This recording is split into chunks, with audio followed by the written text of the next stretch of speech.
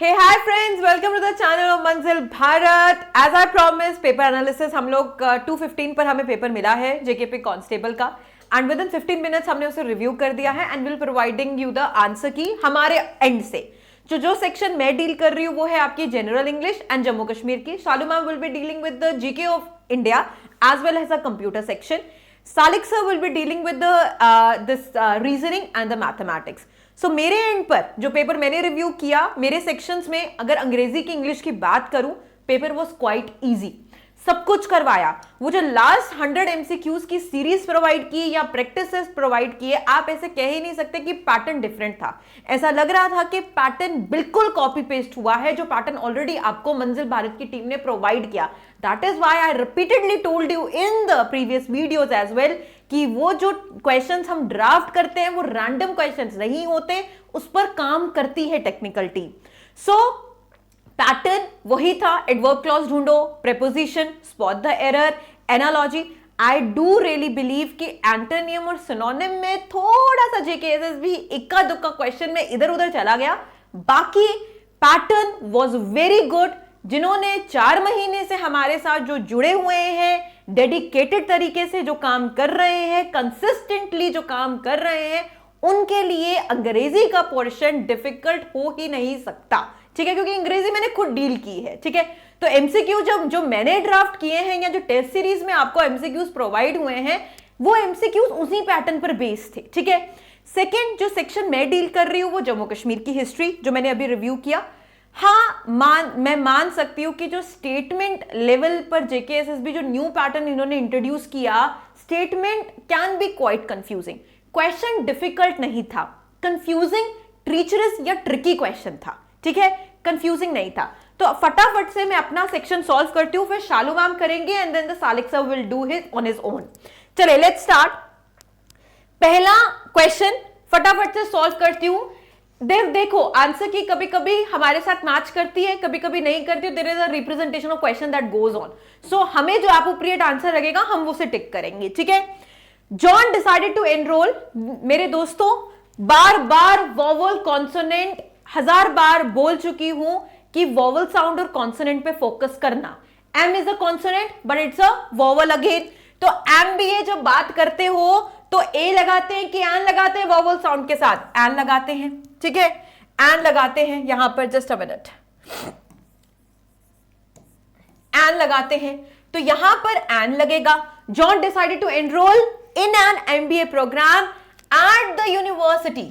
Just एक specific university में ही जॉन पढ़ता होगा ना, तो स्पेसिफिक अगर बातें होती हैं तो कौन सा आर्टिकल लगता है? डेफिनेट आर्टिकल लगता है। John decided to enroll in an MBA program at the university to enhance his business skill. तो ऑप्शन नंबर ए हमारा यहां पे करेक्ट होता है। फटाफट से क्वेश्चन नंबर 2 पर आ जाओ। I work at dash company in New York. पहले स्पेसिफाई नहीं किया उसने, फिर कंपनी के बारे में बात की तो स्पेसिफिकेशन देने की जरूरत हुई, ठीक है। जब हम कॉमन तरीके से बात करते हैं कि किसी कंपनी में वो काम करता था तो हम आर्टिकल ए लगाते हैं, पढ़ा था कि नहीं पढ़ा था, ठीक है। और जब हम किसी स्पेसिफिक कंपनी लाइक डेफिनेट चीजों के बारे में बात करें तो आर्टिकल द लगाते हैं। तो यहां पर ऑप्शन नंबर ए अगेन हमारा ठीक हो जाता है। चलो क्वेश्चन नंबर 3 पर जाते हैं। Pick out the adverb clause in the below sentences. Adverb clauses कर चुके हैं। एडवर्ब क्लॉजेस अपने एमसीक्यू सेशन में, प्रैक्टिस सेट्स में, मैराथन सेशन में 1000 बार हमने एडवर्ब क्लॉजेस को ढूंढा। इवन इनफैक्ट ये क्वेश्चन टेस्ट सीरीज में से भी था, ठीक है। Although it was raining, they continued their hike. तो कौन सा है adverb clause? Although it was raining. So option number हमारा सी यहां पर ठीक है। चले क्वेश्चन नंबर 4 पर आते हैं। इंडिपेंडेंट क्लॉज, डिपेंडेंट क्लॉज कितनी बार बोला? इंडिपेंडेंट क्लॉज वो क्लॉजेस होते हैं जो कंप्लीट स्टेटमेंट बनाते हैं। तो कौन से थे इसमें independent clauses? You need to complete your homework and then you can watch your favourite show. देखो अगर एंड को मैं हटा दूं ना, यहां पर मेरा एक्सप्लेन करने का मुझे अब इतनी हैबिट हो गई है कि मुझे अभी भी इसको एक्सप्लेन करना, just before giving the answer I am just trying to explain it. But देखो एंड अगर कोऑर्डिनेटिंग कंजंक्शन है, ठीक है, अगर एंड को हटा दो ना, you need to complete your homework, complete बन रहा है, then you can watch your favourite show, वो भी कंप्लीट बन रहा है। तो राइट अप्रोप्रिएट आंसर ना मेरे दोस्तों यहां पर बोथ ए एंड सी होना चाहिए था, ठीक है। चले, then you can watch and then you can watch your favorite show. You need to complete your homework, you can watch your favorite show. So both A and C will be the independent clauses.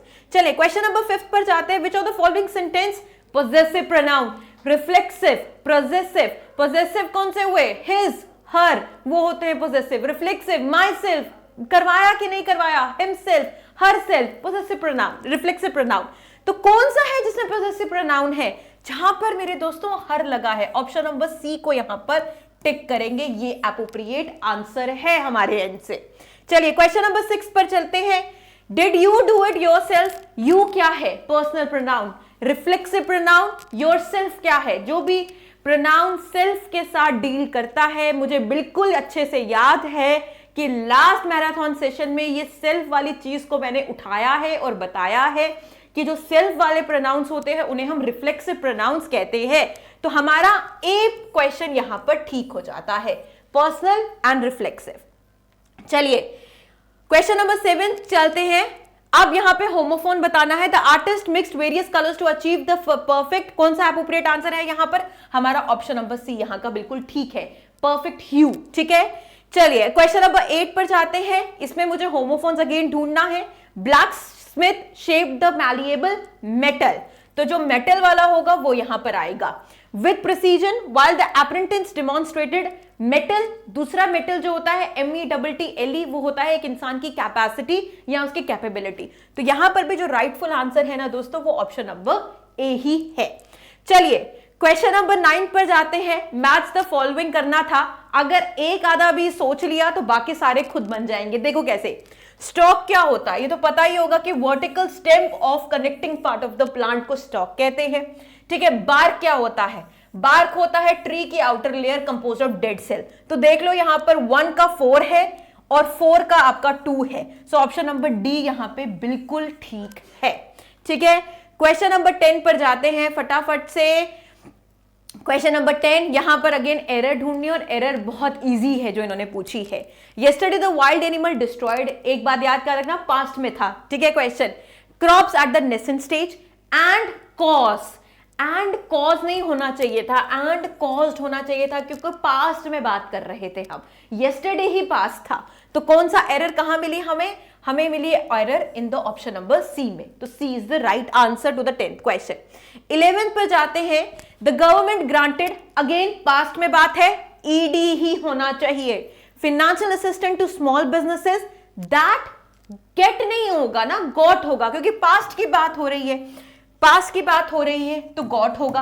तो यहां पर भी got affected. ठीक है, got affected. तो यहां पर भी जो एरर मिल रही है वो मुझे मिल रही है ऑप्शन नंबर सी में. चले क्वेश्चन नंबर 12 पर देखते हैं. पंक्चुएशन मार्क का क्वेश्चन है. इजी है, इतना डिफिकल्ट नहीं था, थोड़ा सा कंफ्यूजिंग जरूर था. I can't wait for the concert, she said, her eyes sparkling with excitement. It starts at 7 p.m. so we should leave by 6:30 p.m. So I'll just let you know कि मुझे कौन सा appropriate यहाँ पर answer लग रहा है. Maybe it can differ with the answer की. मुझे appropriate आंसर यहाँ पे ऑप्शन नंबर डी लग रहा है. ठीक है, मुझे appropriately यहाँ पे ऑप्शन नंबर डी लग रहा है जो appropriate आंसर होना चाहिए. क्वेश्चन नंबर 13 पर जाऊं. इजी था. देखो अगर आस्ट वास्ट का क्वेश्चन है तो आपकी इंटेरोगेशन मार्क होना ही चाहिए. इंटेरोगेशन मार्क अंदर ही रहेगा. ये ऑप्शन नंबर हमारा आ जाता है. Are you coming to the party? He asked. एक स्टेटमेंट पूछी गई है तो inverted comma close, inverted comma starting inverting comma close रहेगा इसमें. तो ऑप्शन नंबर बी यहां पे मोस्ट एप्रोप्रिएट मुझे लग रहा है कि होना चाहिए. ठीक है, क्वेश्चन नंबर 14 पर जाते हैं. आई नो कि एंटोनियम और सिनोनिम में थोड़ा सा जेकेएसएस भी ऊपर नीचे कर गई है. ठीक है, थोड़ा सा डिफिकल्ट पूछ चुकी है. But let me give you the यहां पर जो मोस्ट एप्रोप्रिएट आंसर है. क्विबल का जो मोस्ट एप्रोप्रिएट आंसर है वो आ रहा है प्रीवेरिकेट. राइट. क्वेश्चन नंबर 15 का टेनाशियस का मोस्ट जो एप्रोप्रिएट आंसर मेरे एंड से है वो है आपका option number B, staunch. Tenacious होता है एक स्ट्रॉन्ग ओपिनियन जब हम किसी चीज के बारे में रखते हैं उसको टेनाशियस कहते हैं. स्टॉन्च भी वही होता है. सिनोनिम हो गया प्रायवाची. Again I am telling you. Occult, अब एंटोनियम बताना है. ठीक है, ऑकल्ट होता है जो हम जादू वादू में बिलीव करते हैं. क्रिप्टिक भी वैसा ही होता है. मिस्टीरियस, अनकैनी भी वैसा होता है. फैथमेबल होता है जो हम इजीली अंडरस्टैंड कर सके और मेजर कर लगे. तो मुझे यहां पर ऑप्शन नंबर डी बिल्कुल परफेक्टली फिट बैठ रहा है. ठीक है, क्वेश्चन नंबर 17 पर जाते हैं. गाइल होता है जब कोई ट्रीचरस डिसीव करे, ठीक है, धोखेबाजी, डिसीट करे, तो ट्रिकरी, डिसीट इसके सिनोनिम बन जाते हैं। सब्टरफ्यूज, कैंडोर, मुझे लग रहा है कि इसका जो एप्रोप्रिएट 17 का आंसर है वो होना चाहिए option number C, that is the candour. चलिए क्वेश्चन नंबर 18 पर जाते हैं। एनालॉजी बहुत बार कर चुके हैं। कंपैशन, एम्पैथी की अगर एक क्वालिटी है तो एरोगेंस किसकी क्वालिटी होती है? घमंड की। तो यहां पर appropriate answer again option number C आ जाता है, that is the pride. Question number 19 चलो। एडवेंचर में अगर एक्साइटमेंट मिलती है आपको तो डेंजर से क्या फील होता है? फ्राइड, डर लगेगा। तो ऑप्शन नंबर सी अगेन आपका यहां पर ऑप्शन नंबर सी आ जाता है, दैट इज द फ्राइड। चलिए ईडियम, अगेन ये जो ईडियम था विल ऑफ द विस्प हमने नहीं अटेम्प्ट किया है या नहीं करवाया, ये थोड़ा सा मुझे भी आउट ऑफ बॉक्स लगा है। इसका मैं आपको परफेक्ट सा एप्रोप्रिएट सा आंसर बता दूं। विल ऑफ द विल्स का एप्रोप्रिएट आंसर है ऑप्शन नंबर सी, कि जो चीज कैप्टिवेटिंग है पर अल्टीमेटली वो अनअटेनेबल होती है, उसे पा नहीं सकते। Days of reckoning, days of reckoning होता है कि जो भी आपकी पास्ट की एक्शन होती है लास्ट में आपको होता है ना कि आपको उसका what you sow is gonna you gonna reap it. तो जो भी आपका मतलब पास्ट एक्शंस रहती हैं लास्ट में उसके कॉन्सिक्वेंसेस आपको बर्दाश्त करने ही करने हैं। तो इसका एप्रोप्रिएट आंसर है मेरे एंड से option number B is the most appropriate answer to this question. 22 पर आ जाओ। He has been in the hospital for several days, but the doctors are hopeful that he will pull through.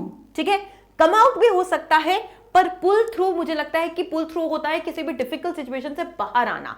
तो option number B should be the most appropriate one over here.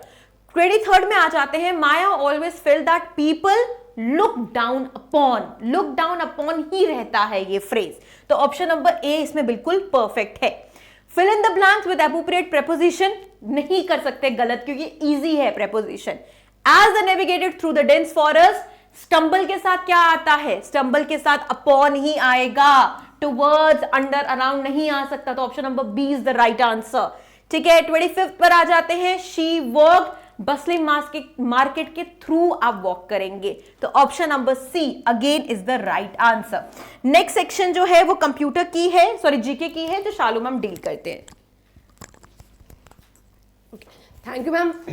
Hello friends, so आज आपका exam था and I hope जो भी बच्चे हमारे साथ पिछले 4-5 महीनों से हैं वो बहुत खुश होंगे इस एग्जाम को देख के, इस क्वेश्चन पेपर को देख के, क्योंकि मैक्सिमम जो है वो हमने कवर किया था, चाहे वो एमसीक्यू सीरीज हो, चाहे हमारे जो लेक्चर सीरीज हो। सो इंग्लिश का पोर्शन आप देख चुके हैं।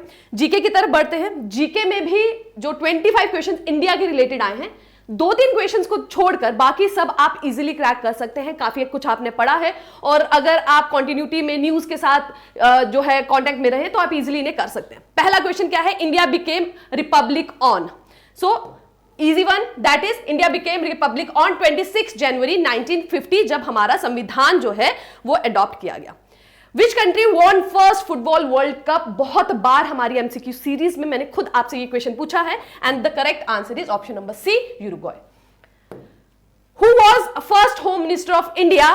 पहले हमारे देश के जो गृह मंत्री कौन थे जिन्होंने हमारे देश को एक तरह से जोड़ने में भी काम किया, प्रिंसली स्टेट्स को आपस में जोड़ने का भी काम किया। ये भी हम पॉलिटी सेक्शन में जो हमारी पॉलिटी की पूरी सीरीज हमने चलाई थी कांस्टेबल के लिए, वहां हमने ये डिस्कस किया था and that is option number D, that is Sardar Vallabh bhai Patel, iron man of India.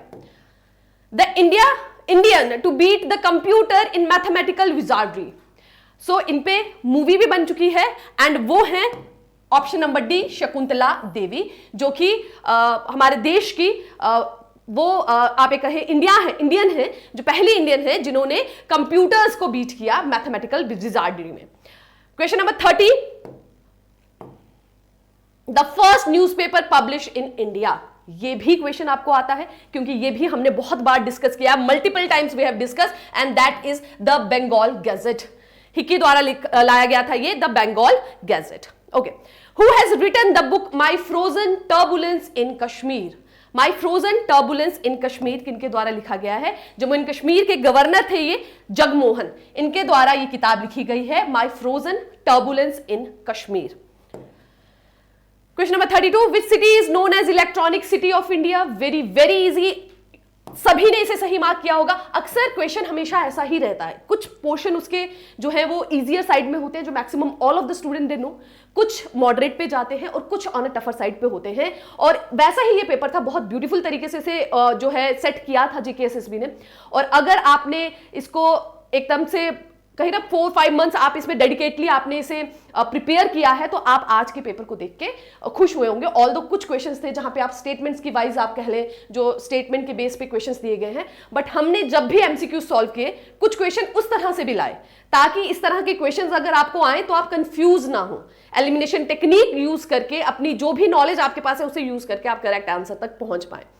So next है question number 33, that is Bodo language is spoken mainly in which state of India. Bodo language, अब आप देखिए बोडो लैंग्वेज आ रही है, सुन के आपको ट्राइबल का आ रहा है। अब आप इसे एलिमिनेशन टेक्निक से कर सकते हैं।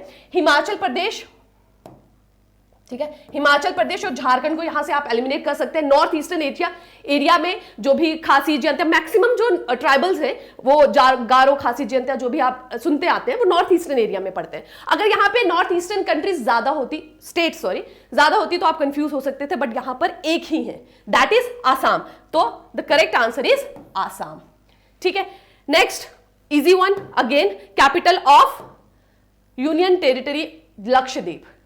कैपिटल्स आपके सिलेबस में मेंशन था, और इंडिया की जो है यूनियन टेरिटरी की कैपिटल पूछी गई है, वर्ल्ड की किसी कंट्री की नहीं पूछी गई है, और that is Kavaratti. What is the name of UN body that settle legal dispute between member states. तो यूएन का जो लेक्चर हमारा है उसमें इसे डिटेल में डिस्कस किया गया था। आपने वो लेक्चर दिया है तो ये क्वेश्चन आप गलत नहीं कर सकते, and that is international court of justice. Next, which of the following country is not the member of SAARC. SAARC के लेक्चर में हमने उसके मेंबर्स को न्यूमरस टाइम डिस्कस किया, एमसीक्यूज में भी हमने उसे सॉल्व किया। इनमें से कौन है जो सार्क का मेंबर नहीं है? Myanmar, Bhutan, Nepal, Maldives, and that is Myanmar. Myanmar is not a member of SAARC. Vitamin B complex consist of how many vitamin. So vitamin कितने होते हैं बी में? B1, B2, B3, then B5, B7, B6। So total there are 8 vitamin होते हैं B complex में। Who was the first Indian to receive Nobel Prize? Bharat के पहले भारतीय जिनको नोबेल प्राइज मिला था, सो दैट इज सीवी रमन। ये भी हमारे एमसीक्यू सीरीज में आपको ये क्वेश्चन आपको मिल जाएगा। आपको ये, अगर आपने हमारी एमसीक्यू सीरीज को डेडिकेटली फॉलो किया है तो आपने इजीली इस क्वेश्चन को मार्क किया होगा। Next is who is often considered the father of Indian cinema. भारतीय सिनेमा के फादर किसे कहा जाता है? सत्यजीत रे, राज कपूर, दादा साहेब फाल्के, बिमल रॉय। अगर ये आपको नहीं भी पता तो जो हाईएस्ट अवार्ड फिल्म इंडस्ट्री में दिया जाता है, बहुत reputed award, that is Dada Saheb Phalke. ठीक है, तो फादर ऑफ सिनेमा उन्हीं को कहा जाता है। ठीक है, तो आपके एग्जिस्टिंग नॉलेज यूज करके भी ना आप एग्जाम के काफी क्वेश्चंस को जो है कर सकते हैं। Next is what is the title of autobiography of major Dhyan Chand, and that is goal, option number A. Petrology is the study of rocks. Rocks की स्टडी को पेट्रोलॉजी कहते हैं। The right to move freely throughout the territory of India comes under which article of Indian constitution. तो articles हमने discuss किए थे, fundamental rights discuss किए थे, डिटेल में हमने उसमें डिस्कस किया था। सो आप फ्रीली देश के किसी भी भाग में जा सकते हैं। ये किस आर्टिकल के अंडर आता है? आर्टिकल 11, 13, 19 या 22। So it comes under article 19। ठीक है, freedom to move in any part of Indian territory of India, that comes under Article 19. The first woman governor of state in free India was Sarojini Naidu. ये question है, may be कुछ students इसमें जो है confuse हुए हों। What is junta? ये भी न्यूज में रहा क्योंकि बांग्लादेश में जो है बहुत टर्मोइल वाली कंडीशन वहां चल रही थी पॉलिटिकल एरिना में। So that was the term junta, और junta is related to option number C, military group that takes control of the government. ऐसी जगह जहां पे गवर्नमेंट जो है, मिलिट्री ग्रुप जो है उसको टेक ओवर कर लेता है। Gipmochi mountain lies between China, Bhutan and the Indian state of. Bharat की कौन सी स्टेट है जिसके चाइना और भूटान के बीच में ये माउंटेन लाई करता है? And that is Sikkim. Sikkim is the state. The fertile land between two rivers. Two river मतलब दो, जैसे पंजाब होता है, पंजाब को कहते हैं क्योंकि वो 5 नदियों का मिलन है, तो 2 नदियों का मिलन, दो, दैट इज दोआब। ठीक है, option number C. Which territory has banned, current affair से रिलेटेड है ये, किस टेरिटरी ने व्हाट्सएप, वीचैट और गूगल ड्राइव को जो है बैन किया because of the security concern, and that is Hong Kong. Where is central agriculture university situated? Manipur. Manipur is the place जहां पर सेंट्रल एग्रीकल्चर यूनिवर्सिटी सिचुएटेड है। आशीर्वाद स्कीम, आशीर्वाद स्कीम जो है, जो कि 2020 में लाई गई थी, किस स्टेट द्वारा ये लाई गई थी, ये आपको बताना है। किस स्टेट द्वारा ये लाई गई थी? फॉर द गर्ल्स जो कि लोअर इनकम से बिलोंग करते हैं, उनके मैरिज के लिए फाइनेंशियल सपोर्ट देने के लिए, and that was brought about by Punjab. Government strategy regarding exports and imports, exports और इंपोर्ट से रिलेटेड कौन सी स्ट्रेटेजी होती है? तो आप यहां देखिए, फाइनेंशियल पॉलिसी जो है, फिजिकल पॉलिसी, मॉनेटरी पॉलिसी, ये सब बजट से ना, ये सब आपके जीडीपी से, आपके फिजिकल डेफिसिट से, उनसे रिलेटेड है। जहां पे ट्रेड की बात आ रही है, एक्सपोर्ट और इंपोर्ट, तो इंटरनेशनल ट्रेड को कौन सी पॉलिसी रेगुलेट करती है? That is commercial policy. ठीक है, सो ये जो 25 क्वेश्चन थे, इसमें से 2-3 एट द मोस्ट आप 4 क्वेश्चन ऐसे बोल सकते हैं, जैसे आप ये स्कीम की बात कर सकते हैं, या फिर वो जो माउंटेन, या एक और क्वेश्चन था दैट इज दिस वन जो करंट अफेयर से था। अगर वो 2-3 क्वेश्चंस आपने नहीं टच में रहे, उतना आपको नहीं है, बाकी सभी क्वेश्चंस आई थिंक जो भी स्टूडेंट्स हमारे चैनल को फॉलो कर रहे हैं उन्होंने इजीली उनको क्रैक किया होगा। नेक्स्ट जो पोर्शन है दैट इज ऑफ जेके, वो अभी मारूफ मैम आपके साथ आपको बताती है। Okay, let's start this. हाँ, सो जम्मू कश्मीर में जाते हुए डिस्ट्रिक्ट सीरीज फॉलो किया था, ठीक है, 20 डिस्ट्रिक्ट सीरीज इसमें हमने कवर किया। उसके बाद कितने 10 शायद एमसीक्यू सेशन थे जो डिस्ट्रिक्ट सीरीज में मैंने और आकिब सर ने करवाए, राइट। सो उसी में से क्वेश्चन निकला है इंडस ये water treaty already properly Shalu ma'am ने डील किया, सार्क के साथ शालू मैम ने डील किया, आपके एक सौते हाइड्रो इलेक्ट्रिक पावर कॉर्पोरेशन शायद आकिब सर या शालू मैम ने डील किया, तो कोई भी ऐसी चीज थी नहीं जो छोड़ी गई थी, ठीक है। चले स्टार्ट करें। क्वेश्चन नंबर जो 51 है, जम्मू कश्मीर से रिलेटेड पूछ रहा है कि इंडस वाटर ट्रीटी में, क्योंकि आज you know India and Pakistan के बीच में ये ट्रीटी है, इंडिया के पास 16 कितनी रिवर्स हैं जिसका पानी इंडिया यूज कर सकता है? तो इसका ऑप्शन सीधा सीधा यार ऑप्शन नंबर बी था। जितनी भी नीचे वाली है ना river, that is Ravi, Sutlej, Beas, वो सिर्फ इंडिया को दी गई है। चले क्वेश्चन नंबर 52 पर जाते हुए, okay, this was sort of ये डिफिकल्ट, मैं इसे जरूर मार्क करना चाहूंगी क्योंकि कहीं ना कहीं ये थोड़ा सा था, ठीक है, क्योंकि कहीं ना कहीं मुझे भी इसका आंसर देखने पड़े थे।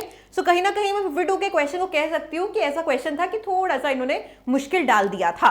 Ratle hydro electric power corporation एक जॉइंट वेंचर है किसके बीच में? तो मैं सीधा आंसर दे देती हूँ बी, दैट इज एनएचपीसी और हमारे जम्मू कश्मीर की स्टेट पावर डेवलपमेंट कमीशन के बीच में।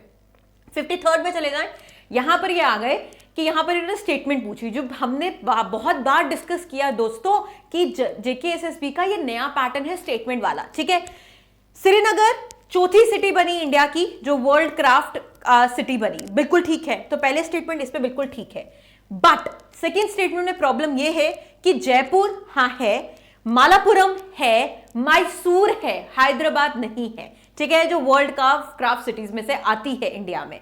सो अब आपका statement number 2 is the wrong answer. So only opt correct है इसमें, only number 1 is the correct one. चलिए 54 को अरेंज करते हैं क्रोनोलॉजिकल ऑर्डर में। अब देखिए जिनको आइडिया है 2019 तो सबसे लास्ट में ही रखोगे, ठीक है। 370 आपको तब मिला जब इंस्ट्रूमेंट ऑफ एक्सेशन साइन हुआ, और इंस्ट्रूमेंट ऑफ एक्सेशन हमने कितनी बार रिपीट किया कि किसके बीच में कब साइन हुआ, तो 370 हमें तब मिला था जो एबॉलिश कर दिया गया, ठीक है। तो 4th को आप आगे रखेंगे। और मेरे दोस्तों अगर ये क्वेश्चन आता भी नहीं होगा ना और इतना ही पता होगा कि 370 इंस्ट्रूमेंट ऑफ एक्सेशन क्या था, किनके बीच में साइन हुआ था, दिया क्या था, उतना भी आपके लिए काफी था। तो जहां पे ऑप्शन नंबर 4 होगा उसको हम टिक कर लेंगे, तो ये है option number A is the right answer in this chronological order. बाकी कुछ पे जाने की जरूरत ही नहीं थी, ठीक है। क्वेश्चन नंबर 55 पर आ जाओ। रघुनाथ मंदिर टेम्पल, मैंने खुद ये क्वेश्चन करवाया है कि ये किसने बिल्ड किया है, हरि सिंह ने किया ही नहीं है, गुलाब सिंह ने स्टार्ट किया, उनके बेटे रणबीर सिंह ने कंप्लीट किया, और ये 53 के टाइम पर बनना शुरू हुआ था, 53 टू 56 के टाइम पर ये बना है। तो रघुनाथ टेम्पल हरि सिंह ने तो बनाया ही नहीं, तो सीधा सीधा स्टेटमेंट नंबर 2 यहां पर गलत हो जाती है हमारी इंफॉर्मेशन के बगैर, ठीक है। साथ रघुनाथ मंदिर जो टेम्पल है वो इंडिया का नॉर्दर्न जोन में सबसे लार्जेस्ट कॉम्प्लेक्स है, बिल्कुल ट्रू। तो यहां पर भी statement number 1 is absolutely correct, option number A is the ठीक वन। 56 पर आ जाएं, चिड़ी मेला अभी हो रहा है था, ठीक है, बिल्कुल रिसेंटली। ये किस मंथ में it's celebrated in option number C, October November, ये तो क्लियर ही होगा, ठीक है। चलिए, local Kashmiri term for cash saffron a Kashmiri cash crop, कितनी बार ये क्वेश्चन डिस्कस किया है, कितनी बार ये एमसीक्यूज में क्वेश्चन उठा है और बार बार समझाया, इवन की जो सॉइल है वो भी समझाई कि कौन सी सॉइल है जहां पे सैफरन होता है, कहां पे मिलता है। So what is the local Kashmiri term for saffron a cash crop, that is your option number C, kung, ठीक है। 58 पर आ जाइए, पहले चीफ मिनिस्टर जम्मू कश्मीर के बने, जब ये प्राइम मिनिस्टर वाला टाइटल एबॉलिश हुआ तो वो आपका ऑप्शन नंबर ए था, गुलाम मोहम्मद सादिक। ये क्वेश्चन भी हम करवा चुके हैं। 59 पर आइए, ठीक है, बनिहाल काजीकुंड टनल को रीनेम किया गया श्याम प्रसाद मुखर्जी टनल। ये जो लास्ट का एमसीक्यू सेशन था उसमें मैंने क्लियरली बताया था कि नाचरी टनल को श्याम प्रसाद मुखर्जी टनल कहा गया है, बनिहाल काजीकुंड टनल को नहीं कहा। तो ऑप्शन ये स्टेटमेंट नंबर 1 आपकी जो है वो इनकरेक्ट आ जाती है। क्या ये इंडिया का अभी तक, ठीक है, अभी करंट बात करें तो ये इंडिया का लॉन्गेस्ट रेलवे टनल है जिसकी मेजरमेंट 11.2 किलोमीटर लॉन्ग है। तो स्टेटमेंट नंबर 2 लगभग आपकी बिल्कुल करेक्ट है, ठीक है। क्वेश्चन नंबर 60 पर आ जाते हैं, second largest fresh water lake Harmukh mountain, right, कितनी बार डिस्कस किया है। फ्रेश वाटर लेक जो जम्मू कश्मीर के पास है वो है हमारा option number A, Wular lake. आंखें बंद करके दे सकते थे इसका आंसर। चलिए, सो दैट इज ऑल। शालुमा, कंप्यूटर सेक्शन, ये जो नेक्स्ट हमारा रीजनिंग और एनालिसिस, ये मैथमेटिक्स का है, ये सालिक सर डील करेंगे इन द नेक्स्ट वीडियो। अभी हम लोग करेंगे कंप्यूटर सेक्शन के साथ डील। सो बिफोर, हमने मेरा जो मेजर पार्ट था जनरल इंग्लिश जम्मू कश्मीर वो खत्म होता है, and with all my conviction I can really tell you that जिन्होंने वीडियोस देखी हैं या प्रैक्टिस सेशन हमारे साथ किए हैं, मैक्सिमम क्वेश्चंस निकले होंगे उनके। So thank you so much.